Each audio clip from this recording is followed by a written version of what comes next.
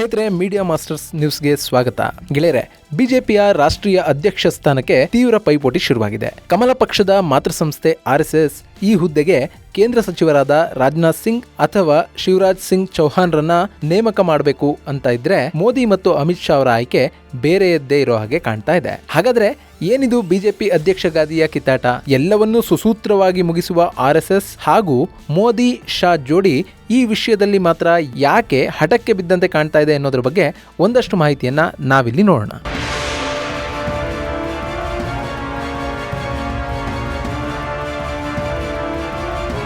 ಗೆಳೆಯರೆ, ಇದೇ ತಿಂಗಳು 30ನೇ ತಾರೀಕು ಬಿಜೆಪಿಯ ರಾಷ್ಟ್ರೀಯ ಅಧ್ಯಕ್ಷರ ಅವಧಿ ಪೂರ್ಣಗೊಳ್ಳುತ್ತೆ.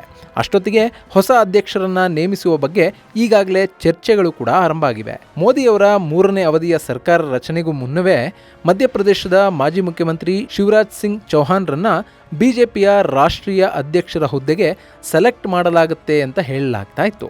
ಆದರೆ ಶಿವರಾಜ್ ಸಿಂಗ್ ಚೌಹಾಣ್ರನ್ನ ಮೋದಿಯವರು ತಮ್ಮ ಸಂಪುಟಕ್ಕೆ ತೆಗೆದುಕೊಂಡಿದ್ದಾರೆ. ಹೀಗಾಗಿ ಬಿಜೆಪಿ ರಾಷ್ಟ್ರೀಯ ಅಧ್ಯಕ್ಷರ ಹುದ್ದೆಗೆ ಬೇರೊಬ್ಬರು ನೇಮಕ ಆಗಬಹುದು ಅನ್ನೋ ಲೆಕ್ಕಾಚಾರಗಳು ಶುರುವಾಗಿದ್ವು. ಈ ಹಂತದಲ್ಲಿ ಆರ್ಎಸ್ಎಸ್ ಶಿವರಾಜ್ ಸಿಂಗ್ ಚೌಹಾಣ್ ಜೊತೆಗೆ ಕೇಂದ್ರದ ರಕ್ಷಣಾ ಸಚಿವ ರಾಜನಾಥ್ ಸಿಂಗ್ ಅವರ ಹೆಸರನ್ನು ಕೂಡ ತೇಲಿಬಿಟ್ಟಿದೆ ಅಂತ ಸಾಕಷ್ಟು ಮಾಧ್ಯಮಗಳು ವರದಿ ಮಾಡ್ತಾ ಇವೆ. ಈ ಇಬ್ಬರಲ್ಲಿ ಯಾರಾದರೂ ಒಬ್ಬರು ಮೋದಿ ಸಂಪುಟಕ್ಕೆ ರಾಜೀನಾಮೆಯನ್ನು ಕೊಟ್ಟು ಬಿಜೆಪಿ ಪಕ್ಷದ ಜವಾಬ್ದಾರಿಯನ್ನ ವಹಿಸಿಕೊಳ್ಳಬೇಕು ಅನ್ನೋದು ಆರ್ಎಸ್ಎಸ್ನ ಅಭಿಲಾಷೆ ಅಂತ ಹೇಳಲಾಗ್ತಾ ಇದೆ. ಹಾಗೆ ನೋಡಿದ್ರೆ ಈ ಇಬ್ಬರು ನಾಯಕರು ಕೂಡ ಬಿಜೆಪಿಯಲ್ಲಿ ಹಿರಿಯ ನಾಯಕರಾಗಿದ್ದಾರೆ. ಶಿವರಾಜ್ ಸಿಂಗ್ ಚೌಹಾಣ್ ದಶಕಗಳ ಕಾಲ ಮಧ್ಯಪ್ರದೇಶದ ಮುಖ್ಯಮಂತ್ರಿಯಾಗಿದ್ದವರು, ರಾಜ್ಯದಲ್ಲಿ ಸಾಕಷ್ಟು ಚುನಾವಣೆಗಳನ್ನು ಕೂಡ ನಡೆಸಿದ್ದವರು.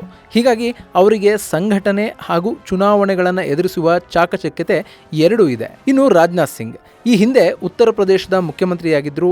ಅಷ್ಟೇ ಅಲ್ಲದೆ ಬಿಜೆಪಿಯ ರಾಷ್ಟ್ರೀಯ ಅಧ್ಯಕ್ಷರಾಗಿ ಕೂಡ ಅವರು 2005ರಿಂದ 2009ರವರೆಗೆ ಹಾಗೂ 2013ರಿಂದ 2014ರವರೆಗೂ ಕೆಲಸ ಕೂಡ ಮಾಡಿದ್ರು. ಹಾಗೆ ನೋಡಿದ್ರೆ ರಾಜನಾಥ್ ಸಿಂಗ್ ಅವರು ಅಧ್ಯಕ್ಷರಾಗಿದ್ದ ಹೊತ್ತಲ್ಲೇ ಬಿಜೆಪಿ ಮೊದಲ ಬಾರಿಗೆ ಸಂಪೂರ್ಣ ಬಹುಮತವನ್ನ ಪಡೆದಿದ್ದು. ಆ ಬಳಿಕ ರಾಜನಾಥ್ ಸಿಂಗ್ ಕೇಂದ್ರ ಸಚಿವರಾಗಿ ಕಾರ್ಯನಿರ್ವಹಿಸ್ತಾ ಇದ್ದಾರೆ. ಇದರ ಜೊತೆಗೆ ಪಕ್ಷ ಸಂಘಟನೆಯನ್ನ ಮಾಡೋದ್ರಲ್ಲಿ ಕೂಡ ರಾಜನಾಥ್ ಸಿಂಗ್ ಎತ್ತಿದ ಕೈ. ಹೀಗಾಗಿ ಈ ಇಬ್ಬರಲ್ಲಿ ಯಾರಾದರೂ ಒಬ್ಬರು ಅಧ್ಯಕ್ಷರಾಗಲಿ ಅದು ಪಕ್ಷ ಎದುರಿಸುವ ಮುಂದಿನ ಚುನಾವಣೆಗಳಿಗೆ ಬಹಳಷ್ಟು ಸಹಾಯ ಮಾಡುತ್ತೆ. ಅಲ್ಲದೆ ಮುಂಬರುವ ವಿಧಾನಸಭಾ ಚುನಾವಣೆಗಳನ್ನ ಎದುರಿಸುವ ನಿಟ್ಟಿನಲ್ಲಿ ಕೂಡ ಇದು ಸಹಾಯಕ ಆಗುತ್ತೆ ಅನ್ನೋ ನಿಲುವನ್ನ ಆರ್ಎಸ್ಎಸ್ ಹೊಂದಿದೆ. ಆದರೆ ಈ ವಿಷಯದಲ್ಲಿ ಪ್ರಧಾನಿ ಮೋದಿ ಮತ್ತು ಅಮಿತ್ ಶಾ ಬೇರೆಯದ್ದೇ ಪ್ಲಾನ್ ಹೊಂದಿದ್ದಾರೆ ಅನ್ನೋ ಸುದ್ದಿಗಳು ಹೊರಬೀಳ್ತಾ ಇವೆ.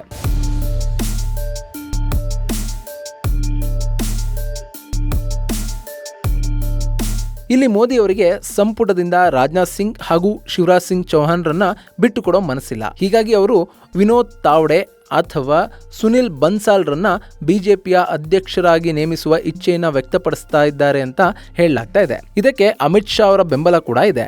60 ವರ್ಷದ ವಿನೋದ್ ತಾವ್ಡೆ ಮಹಾರಾಷ್ಟ್ರದ ಹಿರಿಯ ಬಿಜೆಪಿ ನಾಯಕರಾಗಿದ್ದಾರೆ. ಸದ್ಯ ತಾವ್ಡೆ ಮಹಾರಾಷ್ಟ್ರದಲ್ಲಿ ಶಿಕ್ಷಣ, ಯುವಜನ ಹಾಗೂ ಕ್ರೀಡಾ ಸಚಿವರಾಗಿ ಕಾರ್ಯನಿರ್ವಹಿಸ್ತಾ ಇದ್ದಾರೆ.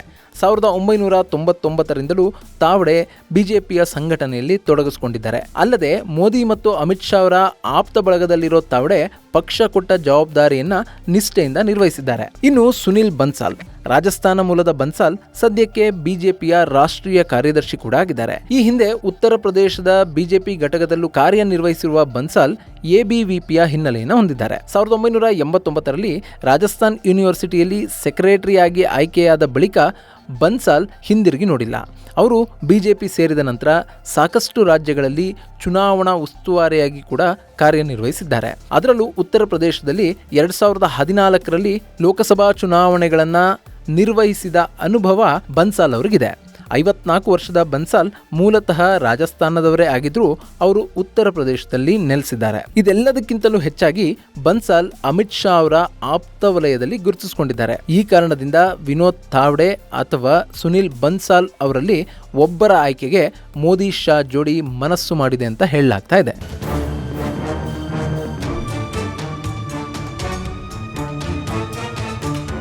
ಇಲ್ಲಿ ಈಗ ಸಮಸ್ಯೆಗೆ ಕಾರಣ ಆಗ್ತಾ ಇರೋದು ಕೂಡ ಇದೇನೆ. ಗೆಳೆಯರೆ, ಈ ಬಾರಿ ಬಿಜೆಪಿ 242 ಸ್ಥಾನಗಳಿಗೆ ನಿಂತು ಹೋಗೋದಕ್ಕೆ ಸಾಕಷ್ಟು ಕಾರಣಗಳಿವೆ.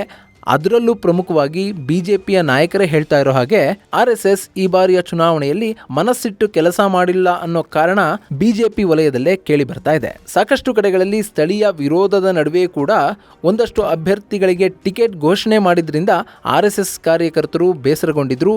ಇದು ಬಿಜೆಪಿಯ ಸೀಟ್ಗಳು ಕಡಿಮೆ ಆಗೋದಕ್ಕೆ ಕಾರಣ ಆಯಿತು ಅಂತ ಹೇಳಲಾಗ್ತಾ ಇದೆ. ಇಲ್ಲಿ RSSಗೂ ಕೂಡ ಮೋದಿ ಶಾ ಜೋಡಿ ಬಂದ ನಂತರ ತಮ್ಮ ಮಾತಿಗೂ ಬೆಲೆ ಇಲ್ಲ ಅನ್ನೋ ಭಾವನೆ ಮೂಡಿದಂತೆ ಕಾಣ್ತಾ ಇದೆ. ಹೀಗಾಗಿ ಈ ಬಾರಿಯ ಅಧ್ಯಕ್ಷರ ನೇಮಕಾತಿಯಲ್ಲಿ ತಮ್ಮ ಮಾತನ್ನ ಪರಿಗಣಿಸುವಂತೆ RSS ಸೂಚನೆಯನ್ನ ಕೊಟ್ಟಿದೆ ಅನ್ನೋ ಮಾಹಿತಿ ಹೊರಬೀಳ್ತಾ ಇದೆ. ಇದು ಬಿಜೆಪಿಯಲ್ಲಿ ಸದ್ಯಕ್ಕೆ ಎಲ್ಲವೂ ಸರಿ ಇಲ್ಲ ಅಂತ ತೋರಿಸ್ತಾ ಇದೆ. ಇನ್ನು ಈ ಬಾರಿ ಬಿಜೆಪಿಯ ಅಧ್ಯಕ್ಷರು ಯಾರಾಗ್ತಾರೆ ಅನ್ನೋದು ಯಾರ ಮಾತು ಹೆಚ್ಚು ಶಕ್ತಿಯುತ ಅನ್ನೋದನ್ನ ಪ್ರೂವ್ ಮಾಡಲಿದೆ. ಒಂದು ವೇಳೆ ರಾಜನಾಥ್ ಸಿಂಗ್ ಅಥವಾ ಶಿವರಾಜ್ ಸಿಂಗ್ ಚೌಹಾಣ್ ಇಬ್ಬರಲ್ಲಿ ಒಬ್ಬರು ಅಧ್ಯಕ್ಷರಾದ್ರೆ RSS ನ ಮಾತು ನಡೆದಂತಾಗುತ್ತೆ, ಇಲ್ಲದೆ ಹೋದ್ರೆ ಮೋದಿ ಶಾ ಜೋಡಿ ಗೆದ್ದಂತಾಗುತ್ತೆ. ಇದಿಷ್ಟು ಕೂಡ ಮಾಧ್ಯಮಗಳ ಅಂಬೋಣ. ಇಲ್ಲಿ RSS ಮತ್ತು ಬಿಜೆಪಿಯ ಒಳಗೆ ನಿಜಕ್ಕೂ ಏನಾಗ್ತಾ ಇದೆ ಅನ್ನೋ ಮಾಹಿತಿ ಯಾವುದೇ ಕಾರಣಕ್ಕೂ ನಾಲ್ಕು ಗೋಡೆಗಳ ನಡುವಿನಿಂದ ಹೊರಗೆ ಬರೋದಿಲ್ಲ. ಚುನಾವಣೆಗಳು ಪ್ರಾರಂಭ ಆದ ದಿನದಿಂದಲೂ ಕೂಡ ಒಂದಷ್ಟು ಮಾಧ್ಯಮಗಳು RSS ಹಾಗೂ ಬಿಜೆಪಿಯ ನಡುವೆ ಒಂದು ರಿಫ್ಟ್ ಅನ್ನ ಕ್ರಿಯೇಟ್ ಮಾಡುವಂತಹ ಪ್ರಯತ್ನವನ್ನ ಮಾಡ್ತಾ ಇವೆ ಅನ್ನೋದು ಕೂಡ ಸುಳ್ಳೇನಲ್ಲ. ಹೀಗಾಗಿ ಅಧ್ಯಕ್ಷರ ಆಯ್ಕೆಯ ವಿಷಯದಲ್ಲಿ ಮಾಧ್ಯಮಗಳಲ್ಲಿ ಬರ್ತಾ ಇರೋದು ಎಲ್ಲವೂ ಕೂಡ ಸತ್ಯ ಅಂತ ನಾವಿಲ್ಲಿ ನಂಬೋದಕ್ಕೂ ಆಗೋದಿಲ್ಲ. ಇದು ಗೆಳೆಯರೆ ಬಿಜೆಪಿಯ ಅಧ್ಯಕ್ಷರಾಗಿ ಆಯ್ಕೆಯಾಗೋದಕ್ಕೆ 4 ಹೆಸರು ಮುನ್ನೆಲೆಗೆ ಬಂದಿರುವ ಒಂದಷ್ಟು ಮಾಹಿತಿ. ಮುಂದಿನ ವಿಡಿಯೋದಲ್ಲಿ ಮತ್ತೊಂದು ವಿಶೇಷವನ್ನ ನಿಮ್ಮ ಮುಂದಿಡ್ತೀನಿ. ಅಲ್ಲಿವರೆಗೂ ನಮಸ್ಕಾರ.